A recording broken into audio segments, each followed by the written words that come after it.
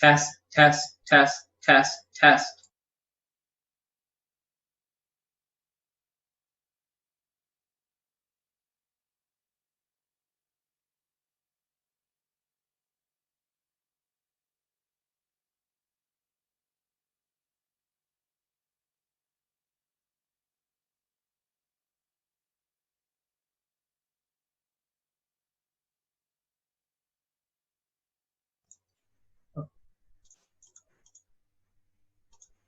Okay, Your Worship, we're up and running.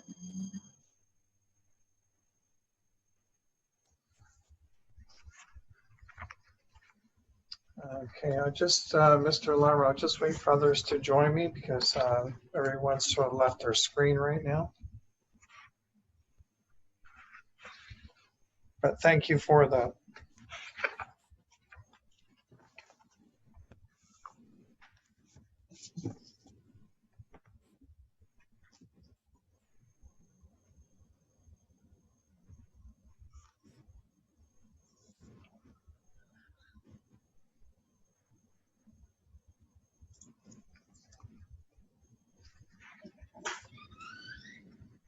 Mr. Larmer, am I okay, or just do you need another few moments? No, I'm okay. All right, thank you. Well, good afternoon. Again, members of our community and media, welcome to Committee of the Whole, Monday, July 20th.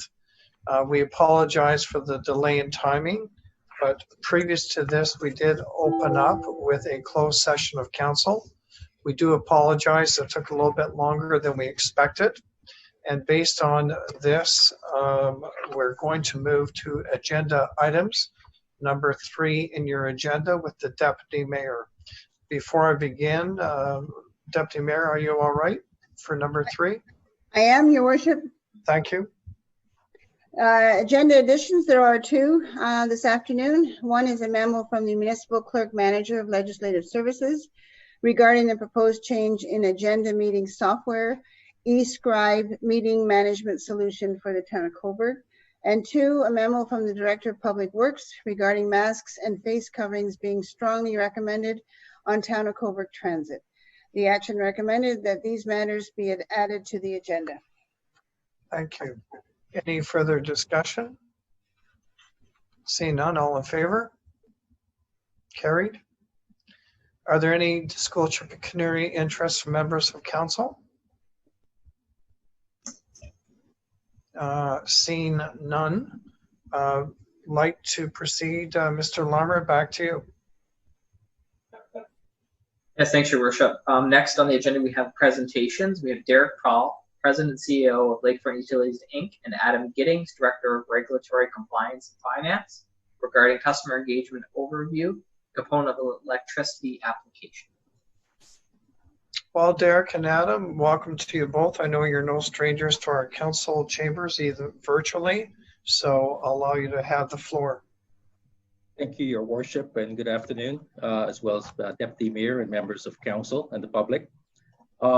We have a quick presentation. One of the Lakefront Utilities strategic objective for 2020 is improved customer engagement and communication, which also ties into the mandate and expectations of our regulator, the Ontario Energy Board, as part of our 5-year application process.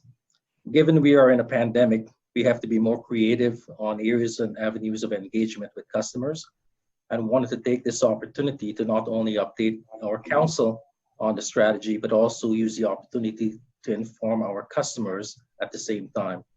So with that, I'll turn you over to Adam Giddings, our Regulatory Finance Director, as a lead on our Ontario Energy Board applications, who will quickly walk you through the process.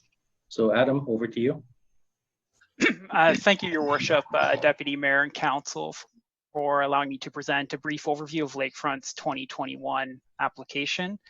The first slide, if Mr. Larmer goes to the first slide. A brief overview of the process. Lakefront applies to the Ontario Energy Board every year to approve rates for the following year. So the annual application is called an incentive rate mechanism, or an IRM. and is an inflationary increase. Every 5 years, utilities file a detailed cost of service application, which establishes the base rates for the next 5 years. So for example, Lakefront filed its last cost of service for rates effective January 1st, 2017. So therefore the 2018 to 2021 Lakefront file, therefore for 2018 to 2021, Lakefront files an IRM for an inflationary increase. And the cost of service will be for rates effective January 1st, 2022. Lakefront's currently preparing its cost of service that's due in April 2021. As mentioned, the process is quite extensive. Preparation time is approximately 12 months and costs the average utility approximately $350,000. On the next slide,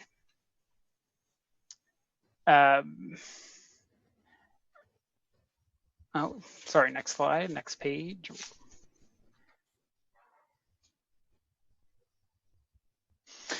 Further to my previous summary of the differences between the IRM and cost of service filings, I provided a high-level comparison. As mentioned, the average cost is approximately $350,000, and Lakefront's 2017 cost of service was approximately $133,000. The 2017 costs included fees associated with outsourcing customer engagement, as well as approximately $40,000 in additional costs because the application went to a written hearing. Lakefront's costs were significantly lower than the average utility because the application was prepared internally as opposed to outsourcing. Lakefront has also further reduced costs in preparation for the 2021 filing by not outsourcing customer engagement and coordinating all customer engagement initiatives internally. On the next page, one of the most significant aspects of the cost of service is customer engagement. Customers remain passionate about the notion of efficient and safe delivery of electricity at low cost. Lakefront strives to continue to provide services that are valued by its customers. This requires understanding customers' current and future needs while embracing a culture of continuous improvement in the services provided. Overall, the goal for Lakefront is to cut through the misinformation and confusion that exists amongst its customers while retaining a high level of trust, respect, and credibility. On the next page, included is a draft of the cost of service filing process. As mentioned, Lakefront has started working on its initial customer consultations. We've reached out to staff at the Town of Cobourg, and they've allowed Lakefront to utilize the Engage Cobourg software. In October 2020 to February 2021, we'll include additional engagement conducted by Lakefront through various initiatives that involve outreach to customers and feedback associated with future capital projects and projected operating costs. We're hoping that the customer engagement activities invite customers to learn about their utility and the industry, informing us about areas which are important to them, and to prioritize or assess various capital projects and programs, operational plans, and other initiatives. On the next page, I included a list of a few key areas in Lakefront's cost of service. When Lakefront filed its last cost of service in 2017, we were requested to file an asset condition assessment in the next filing. The asset condition assessment has been completed, and we're currently in the process of completing the updated distribution system plan. Both documents support the capital requirements over the next 5 years. A significant portion of the application is dedicated to reviewing Lakefront's capital and OM&A costs. In particular, there's concern if a utility's costs are increasing greater than inflation. Lakefront understands the full life cycle of costs of the utility and has established and maintained an effective balance between long-term debt, asset values, and operations and maintenance costs. A relatively new component is that each utility is required to file a business plan and its cost of service filing. The business plan should be unique to each utility. Lakefront currently has a draft business plan that is shared with its board of directors. The business plan summarizes Lakefront's historical target and forecasted performance with respect to performance metrics to ensure that Lakefront delivers on all its strategic objectives. Further, the business plan establishes core values that are integrated into our planning process and daily activities, as well as objectives and principles that are key to the organization. And the next page. And when filing the cost of service, it's imperative that the application be unique to Lakefront. Lakefront is in a desirable position as we're a utility with a strong board of directors, along with excellent benchmarking and industry statistics. Lakefront currently has the 5th lowest operating costs in the province, along with the 8th lowest residential rates and the 9th best reliability. The statistics indicate that Lakefront is efficient with reasonable costs and reasonable rates, a testament to an organized, forward-thinking utility. And the last page is just any questions. So thank you for allowing me to present. I hope it's been informative and the presentation encourages a dialogue on a number of levels. Questions of clarification, either to Derek or Adam? Councillor Darling? Thank you, Your Worship. I just wanted a clarification. On page 2 or 3 of the report, they said that there was an increase in the 27 cost of service of $40,000, if I'm understanding correctly. Would that increase be because you were taken to the OMB or whatever, the hydro authority by taxpayers in regard to issues? Am I understanding that correctly? Yes and no, I guess. In a sense, when you file the application, it still goes through a process where the Ontario Energy Board and any interveners submit questions on the application, and then you go through with a settlement conference, essentially. So you try to settle on all of your issues, hopefully. We didn't settle on the issue associated with the interest rate on the promissory note that we have with the Town of Cobourg. At that time, it was at 7.25%. Correct. So since we didn't settle on it, it went to a written hearing in which it increased the cost associated with the application. Okay, thank you for that clarification. You're welcome. Other questions, clarification?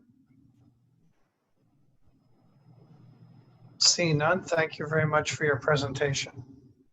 You're welcome. Thank you. Mr. Larmer, back to you.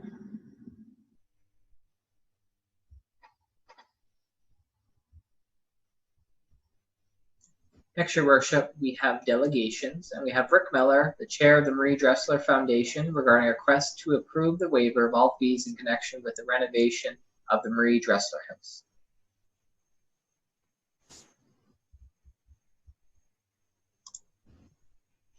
You're unmuted there, Rick. Good afternoon, Mayor Henderson, Deputy Mayor Sagan, councillors, ladies and gentlemen. My name is Rick Miller. I represent the Board of Directors of Marie Dressler Foundation. I'm here today to update Council on progress on our project and to request Council's assistance with respect to fee waivers for a building permit and occupancy / change of use permit to improve the interior of the town-owned heritage property known as Marie Dressler House. Next slide, please. Next slide, please. Thank you. Just a little refresh. We presented this slide a couple months ago when we last met, but the revitalization is really taking the heritage-built asset and repurposing it while respecting the history of what happened here. And without this revitalization, the built-in heritage asset is at risk of losing its relevance to the community and consequently the support of its continued maintenance. Next slide, please.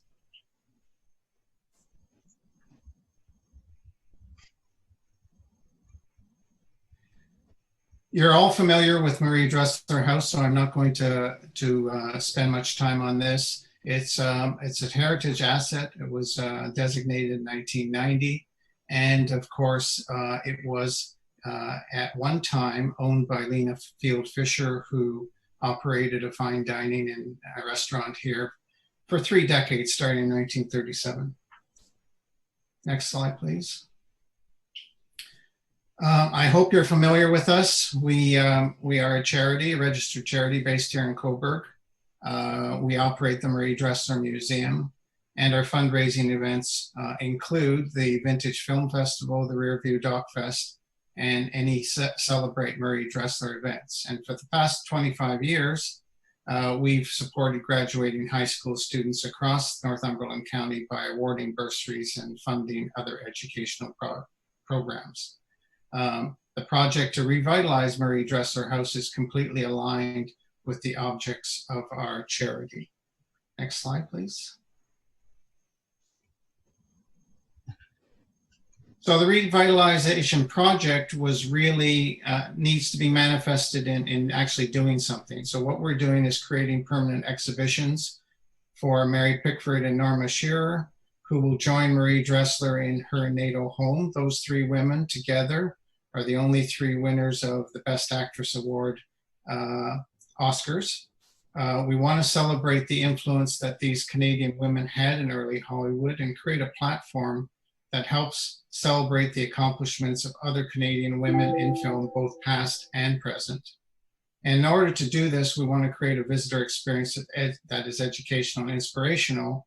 But most importantly, we want to provide a signpost that shows the historical journey for women in film and connects with today's efforts to achieve gender equality in front of and behind the camera. Next slide, please.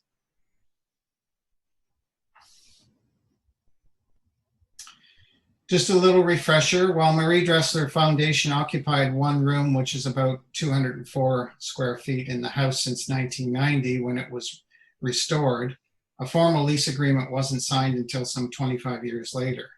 And in September 2016, the foundation made a significant investment and opened Marie Dressler Museum in the expanded space. There's a little typo on the date of the letter to Town Council. It was October 28, not 18. Apologize for that. Currently, the museum is closed due to the COVID-19 health risks. Next slide, please. So here's an update. The design of the new museum was completed in April 2020, 372 pages here, donated by the University of Toronto Museum Studies program. Very comprehensive and detailed plan for us to move forward on.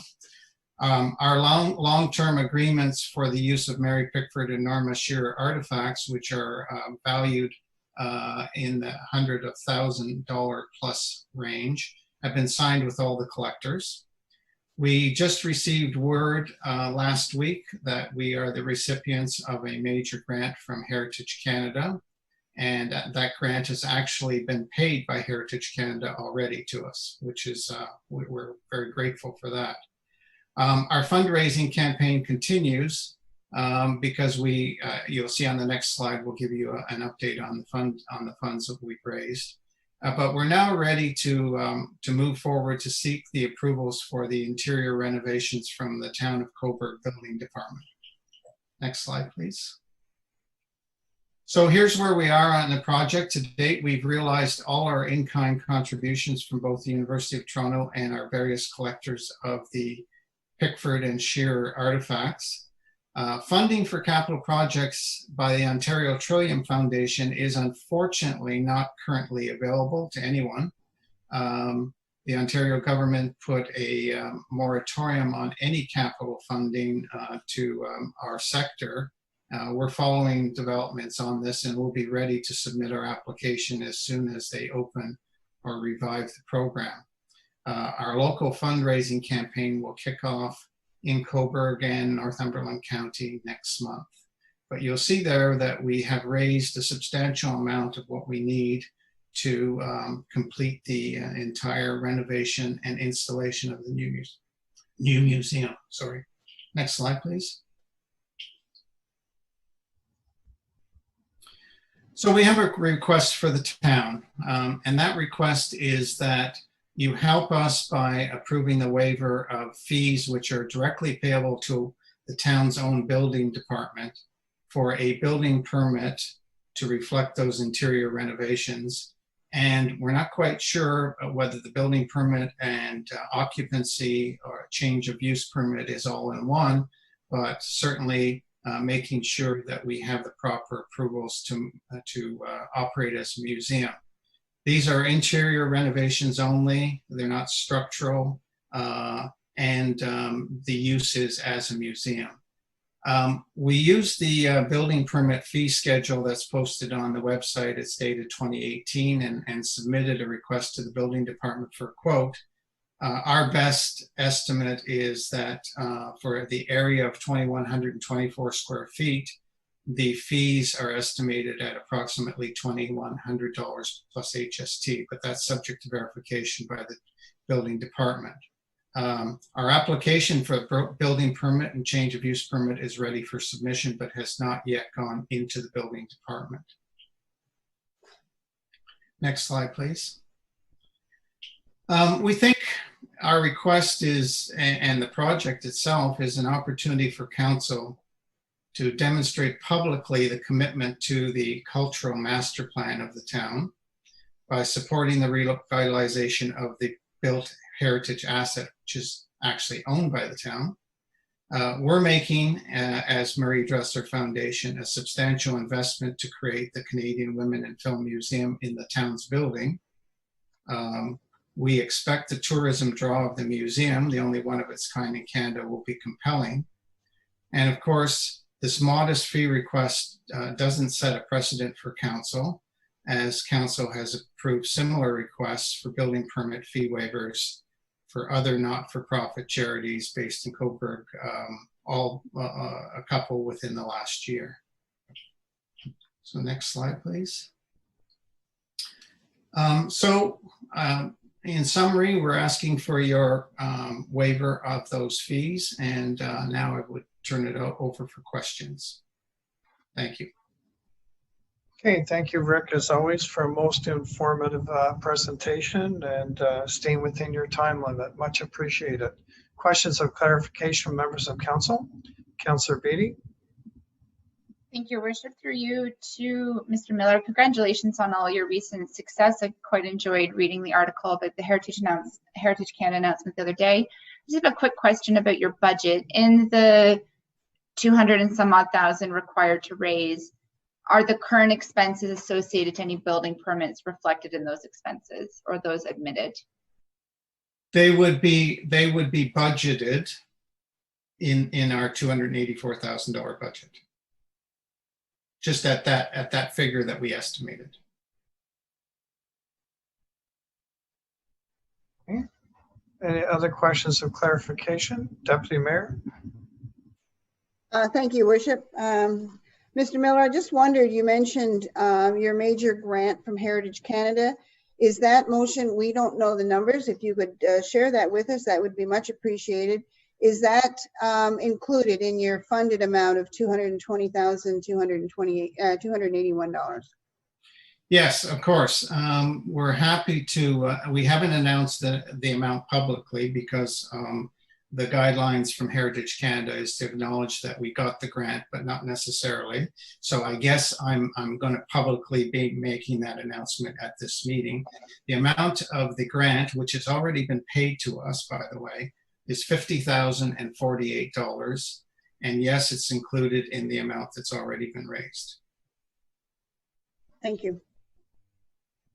Other questions of clarification? Seeing none. Rick, thank you as always for this presentation. Again, I appreciate coloring you used. I found it very easy to read as well, so thank you. Thank you. Mr. Larmer, we're back to you. Yes, next, Your Worship, you have delegation actions. Okay, I'm going to go to the Deputy Mayor for delegation action. Thank you, Your Worship. I wanted to listen to Rick's presentation before I put together the delegation action and did do some research before I put that action on the floor. Is that the town has paid the Museum Foundation $4,000 this year in community grants. And we also, of course, there's no rent paid to the foundation for this building. So I basically, the waiver of applicable fees for both the building permit and the occupancy permit, I know they have to be done immediately in order for the process to go forward, but I basically have a difficult time waiving $2,100, and normally I would put this forward to next year's 2021 community grant fees. So that's basically my motion. The money for those permits could be taken out of money already raised and brought back to council for 2021 for $2,100 plus HST. Because as we've noted many times before, the budget has been set and we try not to add to it throughout the budget year, even though this is internal. It still falls within what we normally would look at through the community grant application. And as you all remember, Council, we turned down an awful lot of organizations during that community grant process. The Marie Dressler Foundation did ask for 15,000. We gave them 4. So that's my motion, delegation action to refer this to the 2021 basically community grant application. Okay. Seconder? We don't need a seconder. I Or don't. no discussion? Any further discussion on the motion on the floor? Seeing none, all those in favor of the motion? Councillor Darling, are you pondering or you're fine?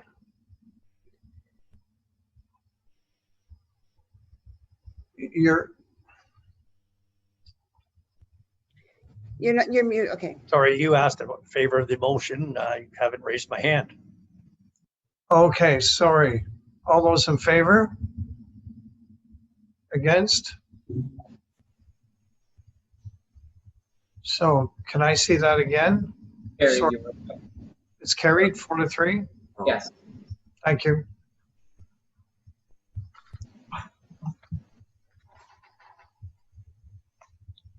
Okay, at this point, we're off to Deputy Mayor under General Government Services. Thank you, Worship.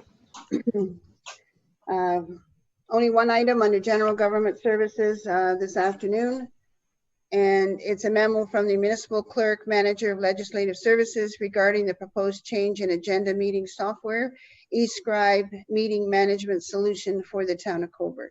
The action recommended that Council receive the report from the Municipal Clerk, Manager of Legislative Services for information purposes, and further that Council direct and authorize the Mayor and Municipal Clerk to execute an agreement with eSCRIBE Software Limited for the provision of the eSCRIBE Transparency Bundle for the Town of Cobourg meeting management software to be implemented and functional by October 1st, 2020, in the amount of $11,300, including HST, as approved in the 2020 operating budget for the first year, and $10,300 for the second year, and $10,609 for the third year, which includes a 3% adjustment each year.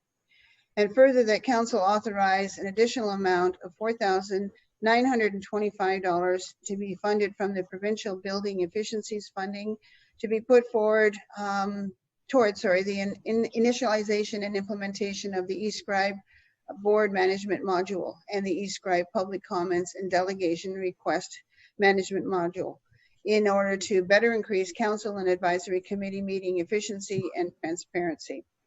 Now, I know the council has received a very comprehensive report from Mr. Larmer, but I'd like to turn the table to him so he can basically describe it to not only council again and to the public listening in this afternoon before I call for any comments.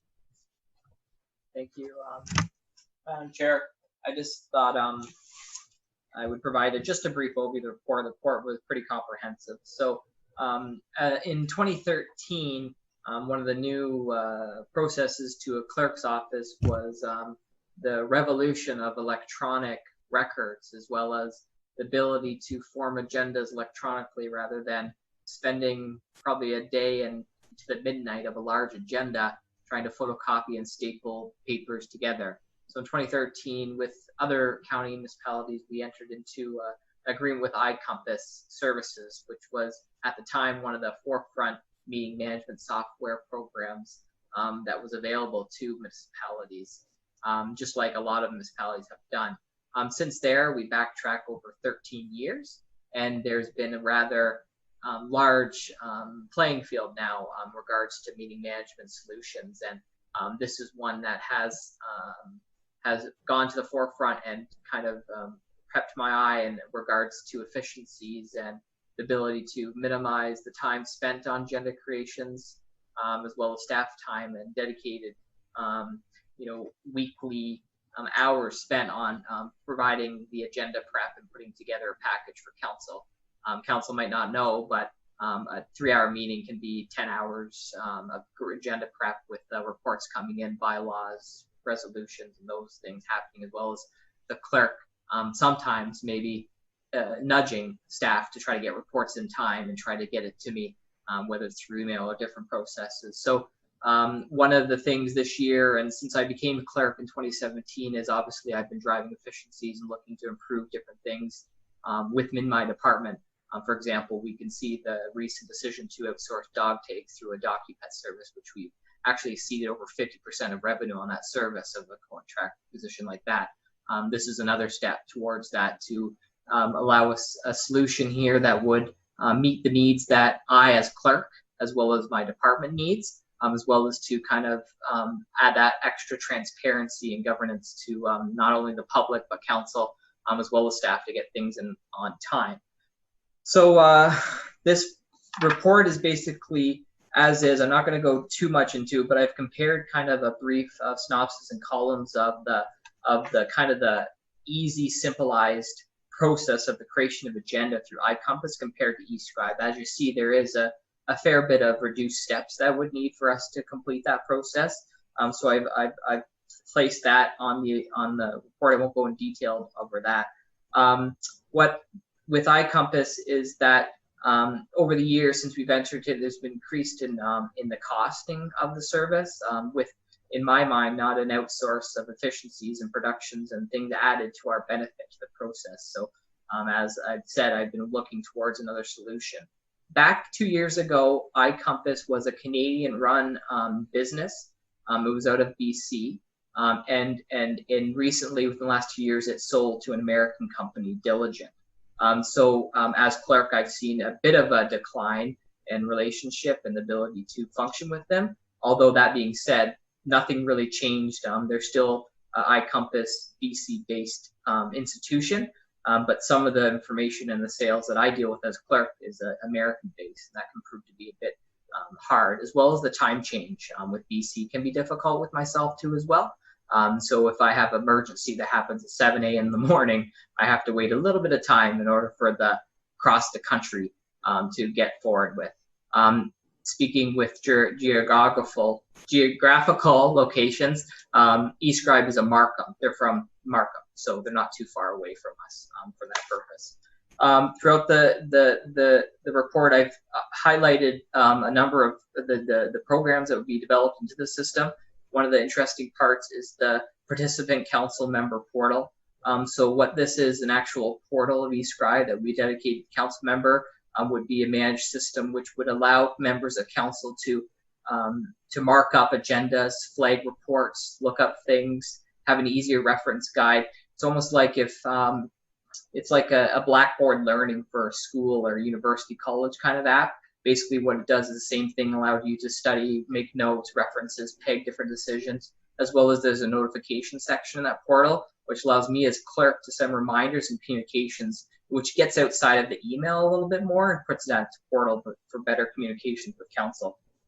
One of the things which I want to mention very quickly is I did a little bit of a detailed page-and-a-half report on the virtual meeting capabilities. So this might stem into some other things in the report, probably the next item. But what eSCRIBE does is it has provided a hybrid model approach for the webcasting electronic meetings. So what this does is, while I'm looking, because council hasn't made the decision, but obviously we have a report coming regarding procedural bylaw changes because the government has a fair bit of municipal legislation on the table regarding to the permanent utilization of electronic meetings. How's that look? How's it going to work out? What's council's direction on that? Are we going to have a hybrid model? Are we going to put some meetings in person or not? And then we have to look at our actual physical space of council in relation to public health measures as they stay here. Our current council chambers is a bit small, especially sometimes we do have council meetings that happen, which brings out a fair bit of public. As a clerk, we want to make sure that access to the public has as much as we can for capability, as well as everyone can hear council meetings, see them, and be able to participate as much as possible. So that's a factor.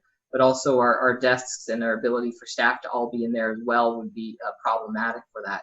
And believe me, out of the municipalities and more that are out there, is they're all going to be grappling with this decision and looking forward of how to move forward on this to make sure we're protecting everyone, at least until we get out of this COVID-19 situation. So I've explained the virtual capabilities, as well as I've attached the white paper from eSCRIBE to describe that method, that model going forward.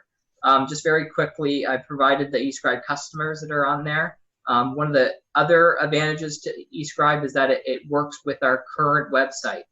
So there's no two websites anymore that are going back and forth, as well as we would manage our website space, which would allow for all of our resolutions, bylaws, archived minutes of council, past council terms, other councils pre-existing, a lot of an easier way of individuals to find information, as well as it would integrate into our calendar on the website, which we do duplication of service for that. Staff actually enter in council meetings and directions on that to link with iCompass. Now it would be totally in sync with that application. So individuals would go to the main web page, click the calendar, they would get to the meeting page, and they could pick the PDF and HTML, the minutes, as well as they would be able to watch the live stream right from there as well too. Very quickly, I provided over your finances. I did include two other options for council to consider that would be an added cost. One is the eSCRIBE board management module. What this does is allows us to really single out our advisory committees and manage them at a better process, separate a little bit from council, as well as their own dedicated page where members can be acknowledged. They can be shown as those that are participating, contributing to our community. The agendas and minutes and those things would be right on the page. So that would be very easily the navigating the calendar and iCompass. So that's another helpful part, which I'm suggesting and recommending council consider. The other one, which is the eSCRIBE public comments and delegation request management. So with delegations currently right now is myself, as well as clerk at cobourg.ca, we get delegation requests through email. Sometimes they can be in different formats. Some people use different forms that we create. They find different things. We've updated our delegation form a number of times. Unfortunately, with Google, they archive a lot of PDFs. So when you Google something, an old form can come in. So there's the difficulties with that. What delegation request function with this added module will do, allow an individual or a citizen to actually go to the meeting on our webpage, and right under where it says the agenda, it has request delegation. They would simply just press this, a form would pop up, they would enter their names, their information, and contact, and be added to the agenda right away. So there would be no additional work for myself other than approving it internally and that being added on the agenda. So that helps. Another part of it is the public comments part of it, which would allow members of the public to comment on certain items on the agenda. They would be able to click on the item and provide a public comment. What this would be a question to council, what they think, but it would be monitored through myself. What that would do is come to myself, or who would be helping me, hopefully deputy clerk soon, and they would be able to see that and provide that onto the council agenda or flag that for council. Currently right now, we don't allow comments on individual items in the agenda through our procedural bylaw, but what this would work for is if we keep in this electronic and virtual world during the committee of the whole open forum, would be really helpful for that to happen in the open forum, so people would be able to provide that comment. It would create a record, and that would be on the agenda as well, and the public would be able to see that comments from the public and maybe have that answered, and a little bit easier for staff to see as well too. So that's a part of that as well. I have also included just a little bit on the page 33 of the agenda in regards to the webcasting plus, which was the hybrid model. I've done a costing for that as well, just because. And the reason why I did that was part of the proposal at the start for the recommendation is based on what we currently have with iCompass, but it'd be switched to eSCRIBE. So all of our council meetings would be broadcasted virtually on YouTube. But with this webcasting plus, is get the total ownership of our council meeting videos. So they would be actually viewed and kept and stored on our website through a cloud-based program. Currently right now is YouTube. Any videos that we upload to YouTube, they become our property, but as well as that American-based firm. So they take our video. So for example, if council were to say something related to an advertisement or say simple, logo or slogan, a company could take that video and use it for their own and say, well, look at all these people support this, right? And we would have no access to stop that. What this would do would allow us to hold a full gamut of all of our archived videos. And what I was speaking to one council member that asked about this was that right now as clerk, I sometimes have to go to the archives and I look at early 1900 agendas from one of the old clerks, Mr. Ewart back in the day, and I look at the minutes. But how cool if we keep these archived videos and we make sure we have them on our own cloud base and downloading this 80 years down the road, somebody could be watching us here describe and talk about eSCRIBE meeting solutions and see the webcasting of that agenda and do some research on, local government 80 years ago during the COVID-19 pandemic. So I think that's an added benefit as well too, and we'd have the full rights of that actually meeting software. So that's something to do, and I haven't provided the costing for that, but basically what that would be the elimination of the payment of those two modules, and would be $9,000 for the year for that, on top of the $10,000. So you're looking at about $19,000. So that's basically what I wanted to talk about. I think it was good timing based on the virtual meeting discussion the government has put on everyone to go forward on this purpose. But I hope I didn't spend too much time. But one of the additional features I just want to mention very quickly is that we are working on a records modernization approach, as well as you would see that they do have a lot of partnerships with a lot of companies. And one of this one would be to integrate all the records with the records management system, for example, like Laserfish and Notorious Connector, which are very relevant records management systems. So it would also be a click of a button to maintain all of our council records as well into a record system once we go down that road very shortly. And that's it. Sorry, it's long-winded, but I hope that provided an overview of that detailed report. Thank you. Thank you so much. Sorry, something in my throat. Thank you so much, Mr. Larmer. Any questions from members of council? Councillor Burkett. Thank you, Deputy Mayor.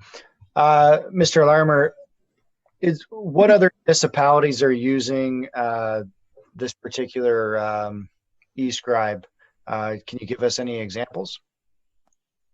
Sure, yeah. I did include that on page 29 of the report. I remember I did run this, provide this information to my coordinator, the deputy mayor, and we decided I would get this and include this just for council's idea of what municipalities are using this. So, for example, the different regions, we have Peel region, York region, Niagara region. What you will see is that some of the region areas there's a number of municipalities outside of them. What these municipalities do is they usually put out feelers and well as all come together to try to get a meeting management system. So, for example, shared training, different things they can work together on.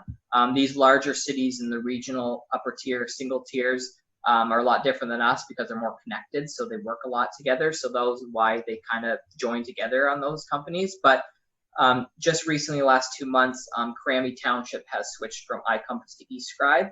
And I know there's some other municipalities in our county that are looking towards this approach as well too.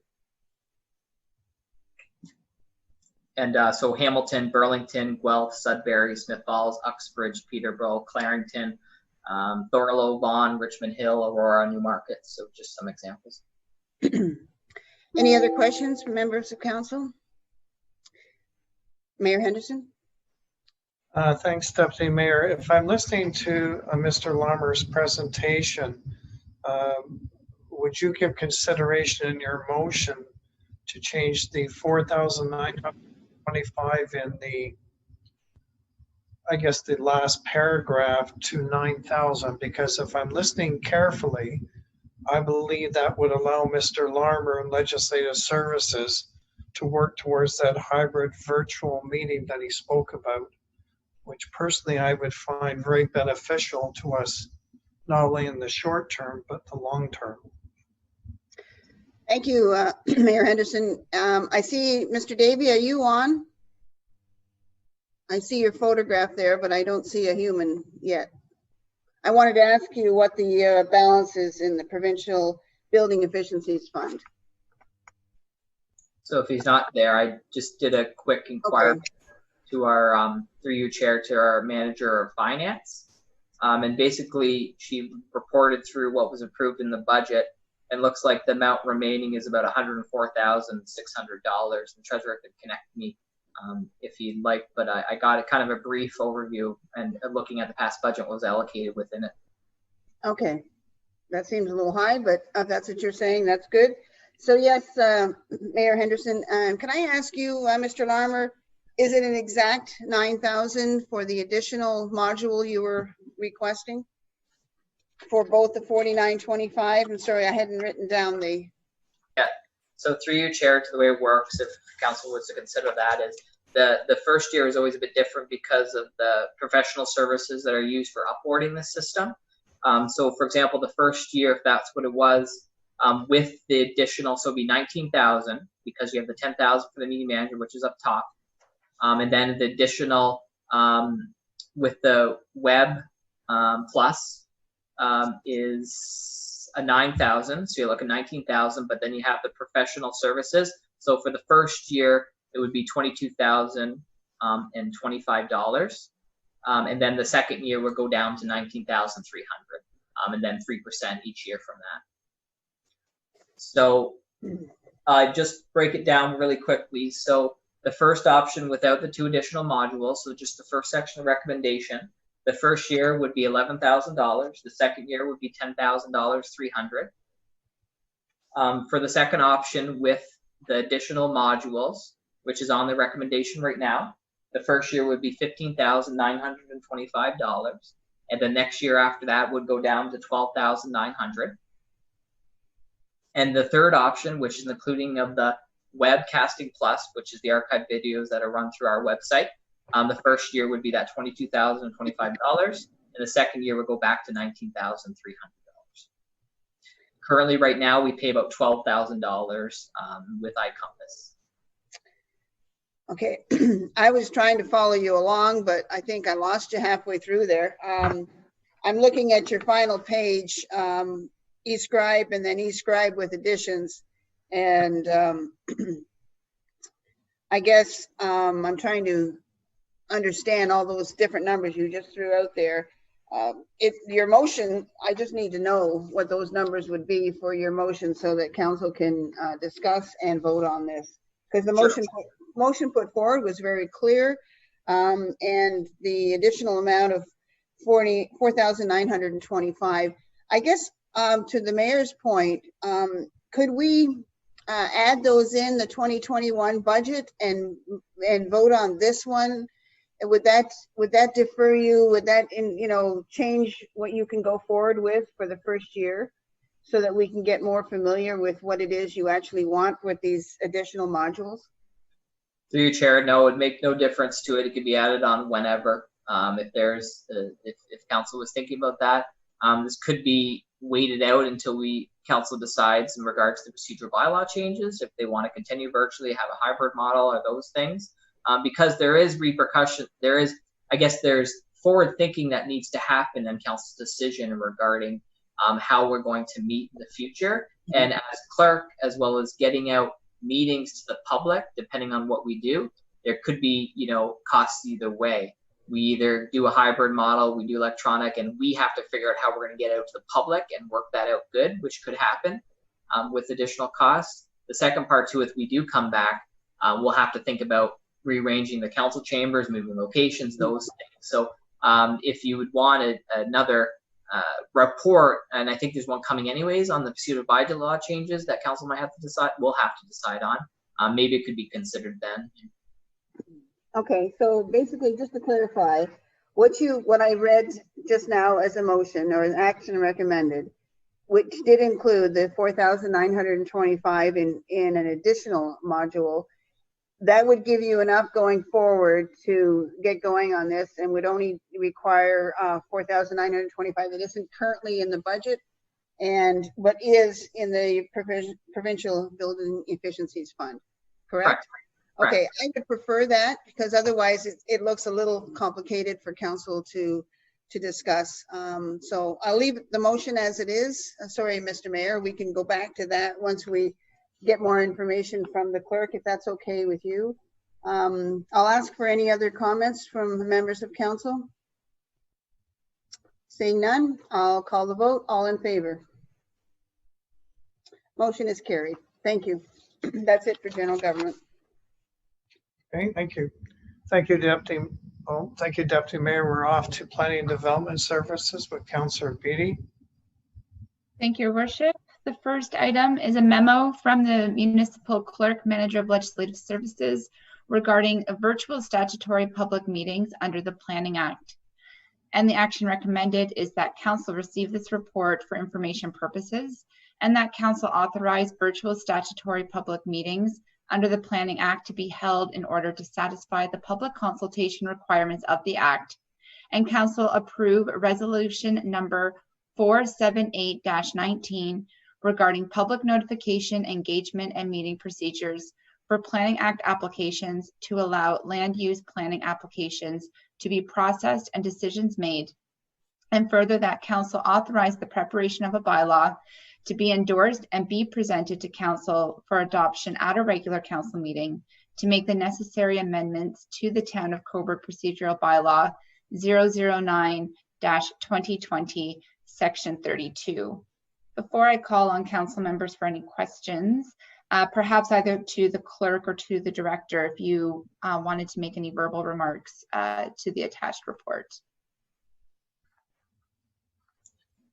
Through you, Chair, I will go quickly, and then if the director has anything to add too. I think the report kind of reviewed the understanding and some of the processes that have been in the background in regards to the Planning Act statutory planning meetings.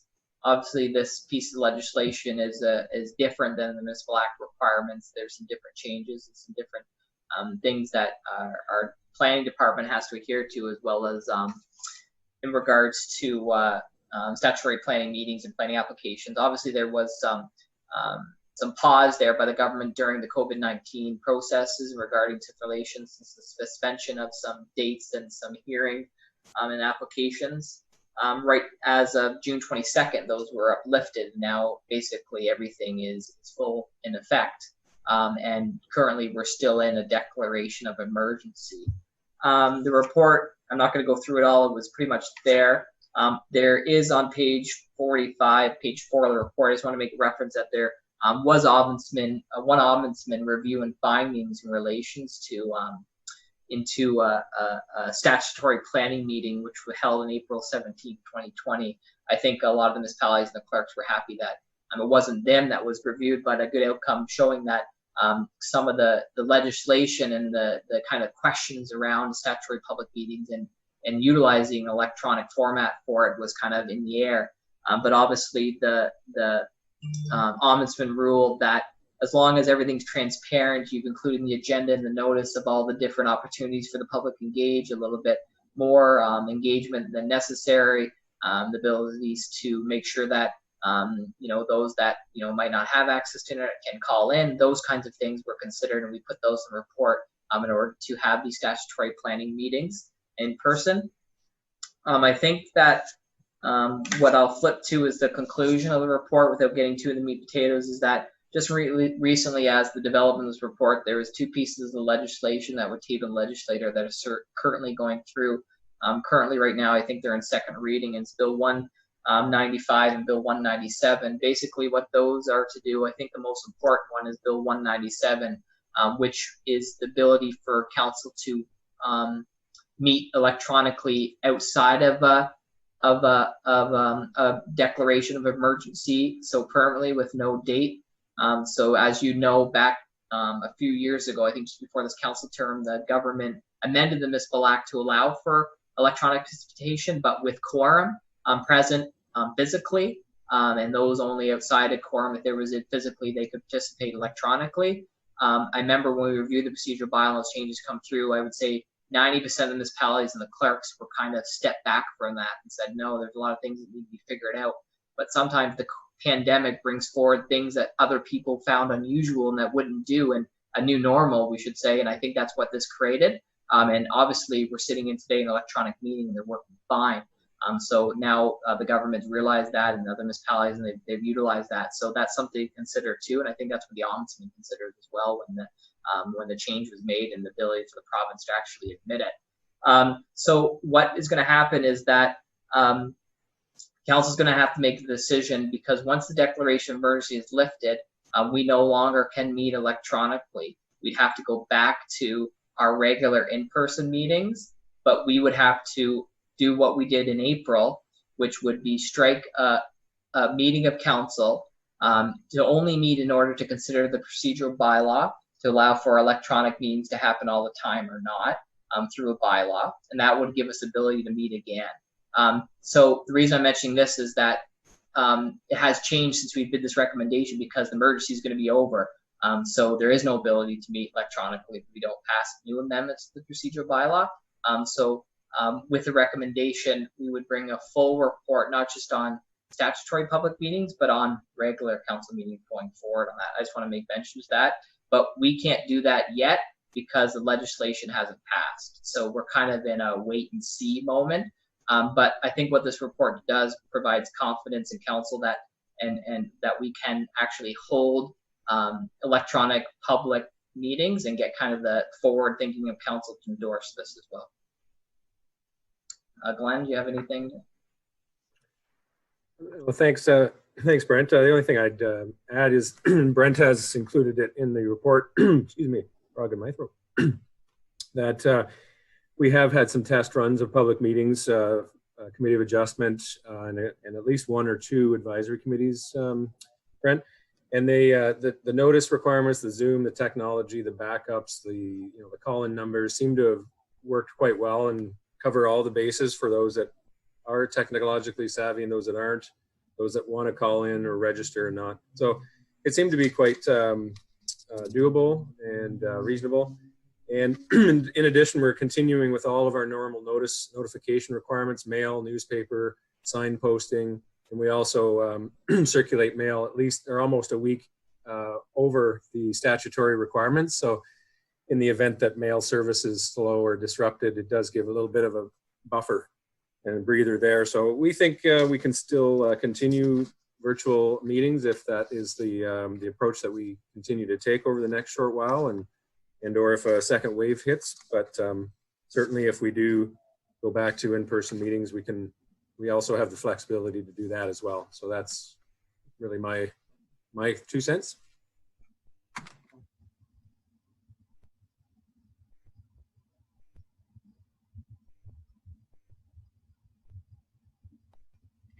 My apologies. I said thank you both to the staff members, and then I called upon your worship. I didn't realize I was muted. Sorry. Okay, thank you. A question, if I may, through the chair to you, Director McGlashan. If this were to be delayed by a few weeks, does that create any implications for you? And why I'm maybe suggesting this or thinking of this, I'm hearing a very strong rumor from the Premier's office that within the next 2 or 3 weeks, they may move to end the EMCPA in the province. So that's why I'm asking the question. Through you, Madam Chair.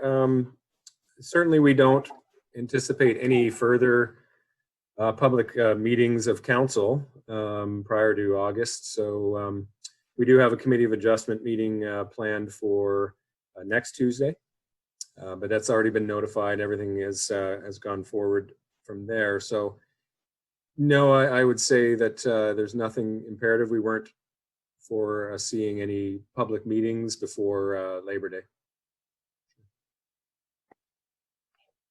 Thank you for that. Are there any other questions from members of council? Okay, seeing none, calling for a vote for the motion as read. All in favor? Against? Carried. Okay.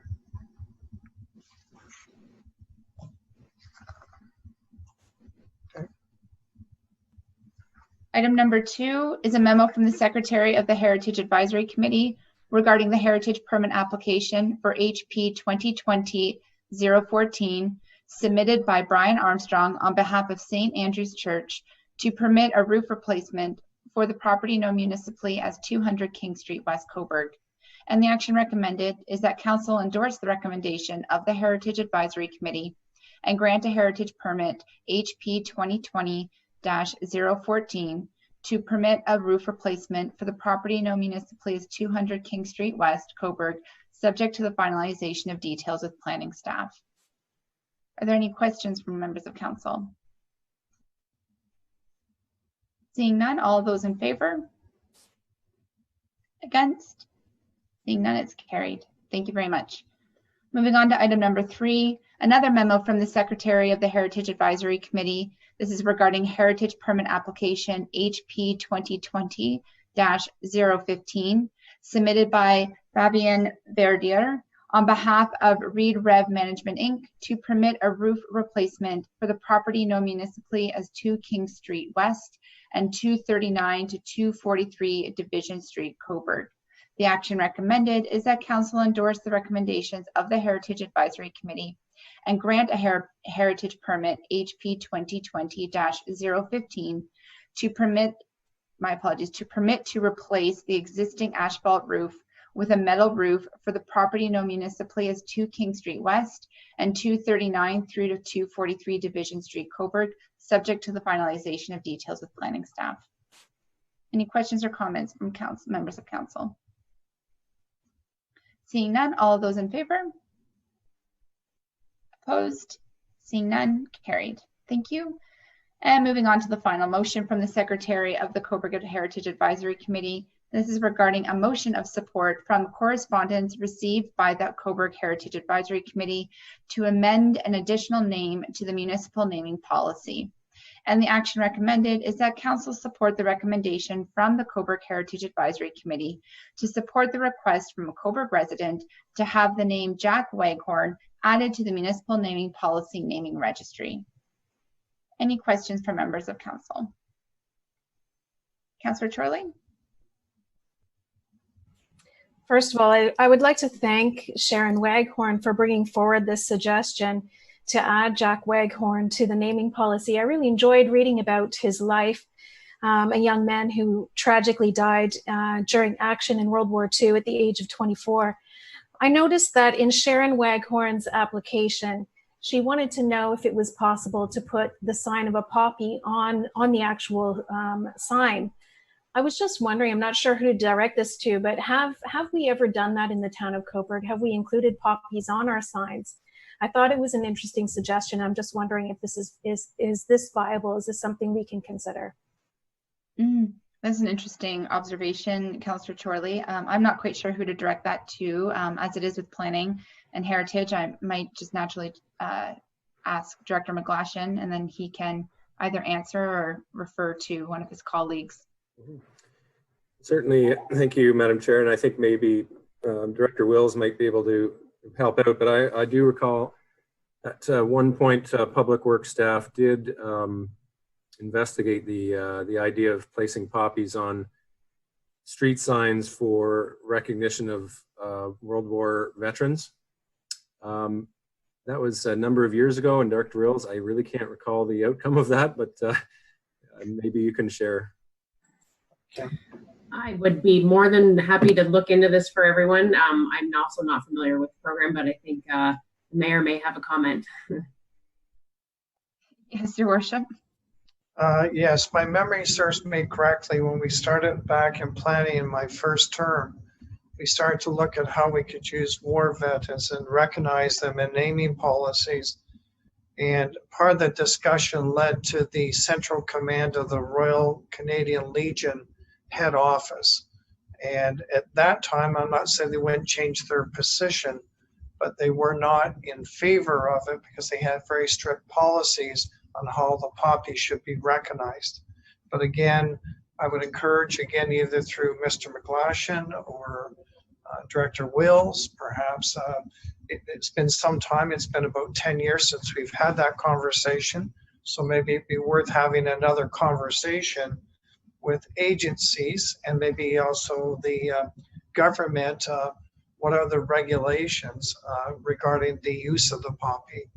And I believe when I did that, it was at least put under one of the agencies of the Royal Command. And the Royal Command, as I learned, has all legions under its umbrella in the province of Ontario.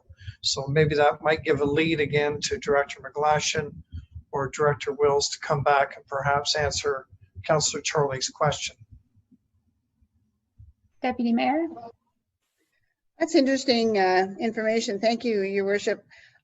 Just as a follow-up to the poppy issue, when we were doing the Armistice 18 meetings, That was also an issue of how we could use and what we could do with the poppy. They're very strict. And the other comment I had is during my research that year, there's all the veterans from World War I are currently on the list. And I know in New Amherst, there's quite a few streets that are named after World War I veterans. It would be interesting to see going forward, once Jack Waghorn gets added, if council approves this afternoon, who are on that list and what streets have been currently named after our veterans, because I believe that's a very important thing to do. But I would be interested to know how many streets are still, how many veterans still need to be considered for future streets before Mr. Waghorn would make it to the top of the pile. I'm not sure how that's determined. I see Mr. McGlashan has his hand up. Yes, Madam Chair, through you to Deputy Mayor. So again, we have a registry of approved street names here in the Planning Department. I can certainly share that with all of council. And it does identify which names have been used throughout the town and which names are available. There are still quite a few veterans names still available on the list. And there was a motion previously, and you may recall, council made the motion that during the Armistice 100-year anniversary, that through a 4-year period, council directed that staff utilize nothing but veterans names for new subdivision street names, which we certainly did. That time period is certainly over, but we definitely look to the veterans and using those names up wherever possible.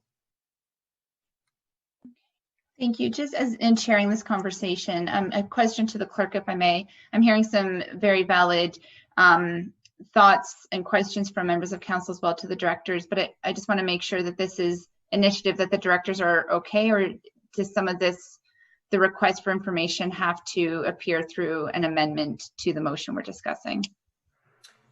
Madam Chair, if I may, I can certainly freely share the information on the street name list with council. That's not a problem. Okay. And to yourself, Director Wills, with regards to?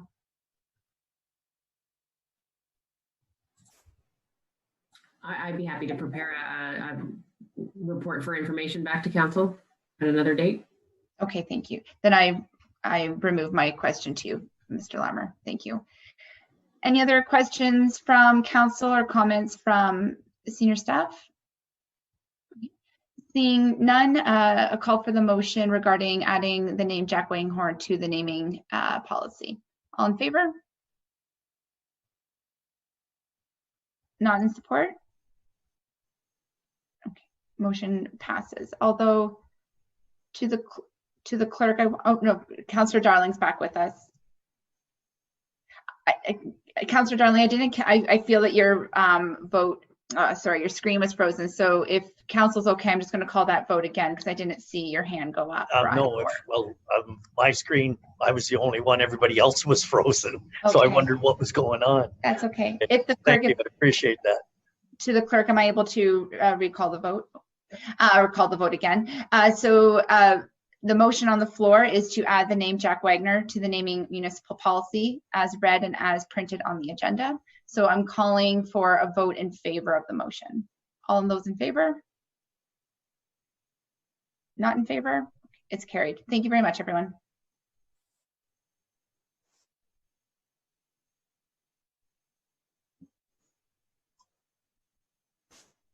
Next, Your Worship, we have Public Works Services. We have Chair Councillor Brian Darling. Thank you, Mr. Larmer. I have a memo from the Director of Public Works regarding masks and face coverings being strongly recommended on the Town of Cobourg Transit. The action recommended is that council receive the report from the Director for information purposes. Is there any questions in regard? Mayor Henderson? Through you, Chair, I very much like to thank Director Wills for putting this forward. I'm learning in my role that many municipalities are moving in this direction with a policy, especially in their transit. And I especially wish to congratulate Director Wills for putting in the exceptions noted as well, which are critically important. I just want everybody to know I'm getting a lot of calls because there are individuals in our community who need those exceptions for the right reasons. And I am writing a future article asking people to be respectful of those who are able to wear a facial covering or a non-medical mask, or those who cannot under special circumstances, because it goes both sides. So again, I wish to thank Director Wills for this policy, and then it allows individuals to make the appropriate choice for themselves. And lastly, it does align, these exceptions, does align with the exceptions put out by Dr. Noseworthy as part of the Halliburton, Kawartha, Pine Ridge District Health Unit. Again, not just for Northumberland, but Halliburton and Kawartha Lakes as well. So thank you. Any further questions? Okay, if I may, I'd like to make an amendment to the motion, is that it's received for information purposes and that the policy be initiated.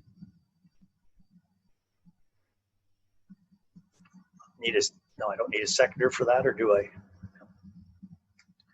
Okay, if there's no other questions, I'll call the vote. All in favor? Opposed, if any? Carried.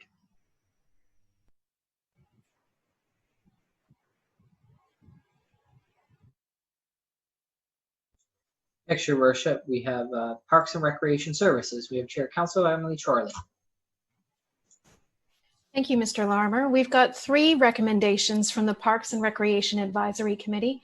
All 3 recommendations on our agenda are regarding the Life Saving Society's aquatic safety audit. So item 1 is memo from the Secretary of the Parks and Recreation Advisory Committee regarding a recommendation surrounding the aquatic safety audit referred to the committee at the May 11th, 2020 council meeting, request for legal opinion. I'm going to read a different action recommended, and I'll just ask if the clerk could please put it on our screen. So this action is going to be asking council to essentially implement the recommendation from the committee, and on the advice of the clerk, for the sake of clarity, I will be repeating the committee's wording in the motion of council. So the motion on the floor is that council receive the recommendation from the Parks and Recreation Advisory Committee for information purposes, and further that a definitive legal opinion from an independent legal counsel with expertise in riparian rights be obtained regarding the municipality's ability, if any, to regulate on-water activities in the harbor, and further that the legal opinion be obtained before any further attempt to regulate on-water activities, and further that the 2015 legal opinion on this matter be made available to the public. I can just share with council the committee's intent with this recommendation. The committee felt that it was very important for the municipality to have a clear understanding, a clear and up-to-date understanding of the jurisdiction that it has when it comes to controlling activities on the water within the harbor. And this is quite a complex issue. The Town of Cobourg did receive a legal opinion in 2015 on this matter, but further clarity I think is necessary, and that was the opinion of the committee. Are there any questions or comments from council? Mayor Henderson. Yes, as Chair, Councilor Chorley, when you say harbor, could you define what you mean by harbor? I think I know what it means, but if you could just define it for myself and the rest of council. Thank you. That's a great question. The use of the term harbor here is really the harbor that is owned by the municipality. So that includes the West Harbor, it includes the marina, it includes the entire harbor basin. And that was what was obtained by the town several years ago from the federal government. So it includes the harbor in its entirety, from the East Pier all the way across to the headland. Are there any other questions of clarification or comments? Seeing none, I'll call the vote. All those in favor? Opposed, if any? And it carries. So item 2 is memo from the Secretary of the Parks and Recreation Advisory Committee regarding a recommendation surrounding the aquatic safety audit referred to the committee at the May 11th, 2020 council meeting, aquatic safety audit implementation. So again, I will read a different action than the one that is printed on our agenda. And again, I will be, for the sake of clarity, repeating in the motion the recommendation from the committee. And that's up on our screen. So the motion is that council receive the recommendation from the Parks and Recreation Advisory Committee for information purposes, and further that council instructs staff to implement only select recommendations from the 2019 aquatic safety audit as follows. Recommendation number 1, install an automatic external defibrillator or an AED unit adjacent to the marina office. Recommendation number 2, ensure all marina staff are standard first aid certified and trained in the use of rescue equipment and extraction techniques. Recommendation number 12, complete a safety equipment audit, establish life-saving stations on each marina dock and around the harbor. Recommendation 13, clearly identify the egress ladders in the harbor. And recommendation 15, conduct stray electrical current testing and document the results. So again, I've just spelled out for council and for the public so that they can understand which recommendations council is considering implementing. And I would just say that the committee has considered numerous delegations from key user groups. The committee itself has received 5 delegations and has also looked at the delegations that council has received, I believe another 4 delegations. So I'd like to thank the committee. They've looked at this issue across 3 separate meetings. And these are the recommendations that all of the parties could agree upon as being important to move forward with and implement. Are there any questions from members of council? Mayor Henderson? Yes, thank you. I just noted when I compared originally to the presentations from the Dragon Boat group, they had more noted that they were in agreement with. I can only assume from your conversation that other groups were not yet in agreement with them, because they had quite a few listed on their, and I'm just saying, does that mean it's up for further dialogue? I'm just trying to understand. That's a great question. So when we move on to item number 3, I'm hoping that will answer your question. But the Dragon Boat Club, I'm just pulling up my paperwork here. Yeah, there were a few additional recommendations in the audit that they were less concerned with. But it could be that there were elements of those recommendations that another user group might have flagged or might have had concerns with, or it could be quite simply that the recommendation is already implemented. When we get to item number 3, the intent is really to create a working group so that there can be increased collaboration between staff and the user groups to address some of the other recommendations, iron out any concerns, and hopefully be able to move forward with some of the other recommendations, perhaps in a slightly altered form. Councillor Darling, did you have a question? Yes, I did. Thank you, Councillor. The one item that says clearly identify the rescue ladders. I noticed in walking in that area that the ladders have been painted bright yellow with that. Is that sufficient, or are you looking for something else? No, that's a good point. I noticed that there has been some improvements made to the ladders, and I think it might be repetitive to include that, but I wasn't sure if all of the ladders have been addressed, and I think it's important to have ladders on all of the docks. So I thought that to be comprehensive, council might want to instruct staff to ensure that that recommendation is carried out to completion. Thank you. Are there any other questions from members of council? Seeing none, I'll call the vote. All in favor? Opposed, if any? And it's carried. Moving on to item number 3. Memo from the Secretary of the Parks and Recreation Advisory Committee regarding a recommendation surrounding the aquatic safety audit referred to the committee at the May 11th, 2020 council meeting, Aquatic Safety Audit Working Group. So again, I'll put the wording of the committee's recommendation on the floor. And up on our screen, it's that council received the recommendation from the Parks and Recreation Advisory Committee for information purposes.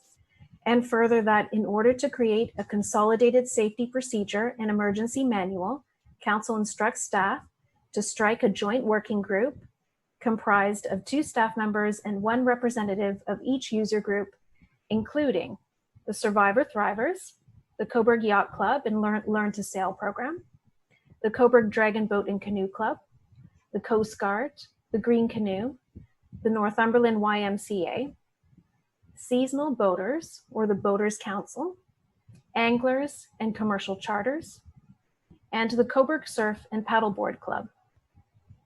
And further, that the working group be tasked with drafting a safety procedure / emergency manual for submission to council and the Parks and Recreation Advisory Committee ahead of the 2021 boating season. Now, the intent of this motion really is about taking a collaborative and a cooperative approach to enhancing safety in the harbor. I do want to highlight a few very small changes that I've introduced since the committee has met, and that's the addition of a few user groups to the list. In particular, the seasonal marina boaters, a boaters council, and I should just let council know that some of the boaters are organizing a boaters council with a regular newsletter to help, again, improve communication between the over 200 boaters that we have in the marina and the town of Cobourg. Also, anglers and commercial charters, that was discussed by the committee, and there was an intention to have that as a user group represented in these discussions. And I just want to add the Cobourg Surf and Paddleboard Club. I actually heard from this club. They're a very new organization. I heard from them this afternoon, and they were expressing a desire to again be part of these conversations. Are there any questions or comments from members of council? I'll go to Mayor Henderson and then Councillor Beattie. Councillor Charlie, if you could just help me to understand, I'm not against the Canadian Coast Guard in any way, but I also know they're an independent federal agency under their own merit, their own direction. I'm just wondering, are you having them to offer expertise or just to share what it is they do? Because I know we can't dictate to them any kind of policy under federal regulation. So I'm just trying to understand. I'm not against their involvement. I'm just trying to understand it. That's a great question. And that was discussed by the Parks and Rec Advisory Committee. It was felt that it would be worth extending the invitation to the Coast Guard, not because we expect them to maintain safety in the harbor, but because they have a presence in the harbor and they are one of the major user groups of the harbor, and that if they wanted to input into this process, their input would be welcome. And Councillor Beattie, did you have a question? I just wanted to Chair, thank the Parks and Rec Committee for bringing this forward.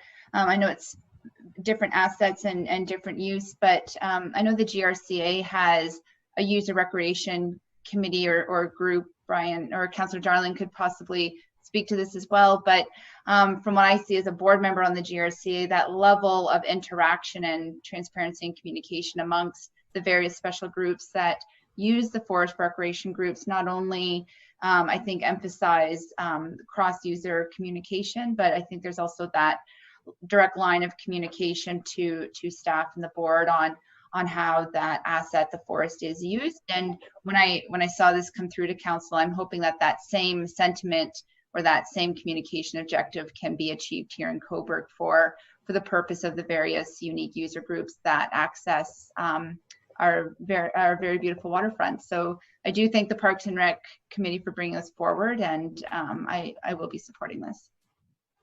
Great, thank you. And that is an excellent model that we can draw inspiration from. Any other questions or comments? Mayor Henderson.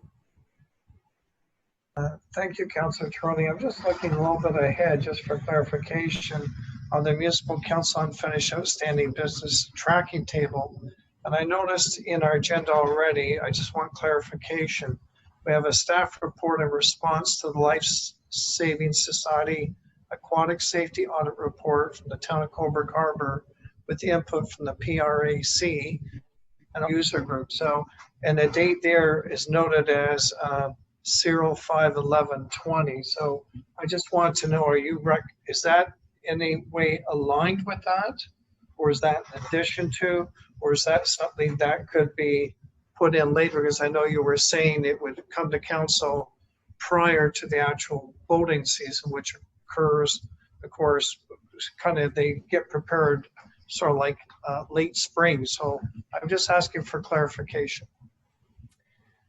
Thank you for that question. I might direct that question to our clerk, Mr. Larmer, but I do believe that that item on the unfinished business is in reference to Director Hustwick's report, which he provided to council. I believe it was in May this year. So that should be marked as completed. Is that right, Mr. Larmer?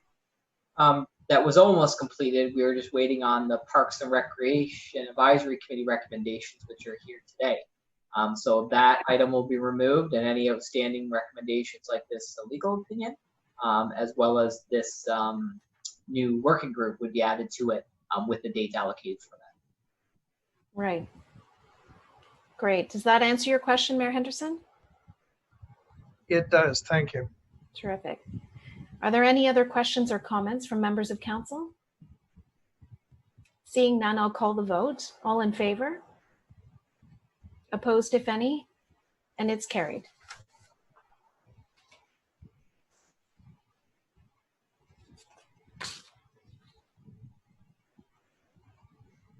Just unmute yourself, Your Worship.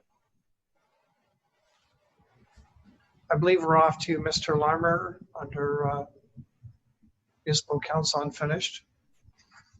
Yes, Your Worship. So we have the unfinished business listed on the agenda. If there are any questions for that, we have committee of the open forum. I don't believe I've received anything currently for that. Okay, thank you. And I believe, is there anything to the unfinished table from members of council at this point? Seeing none, I believe I can call for adjournment. Councillor Darling, all in favor? Okay, thank you, everyone.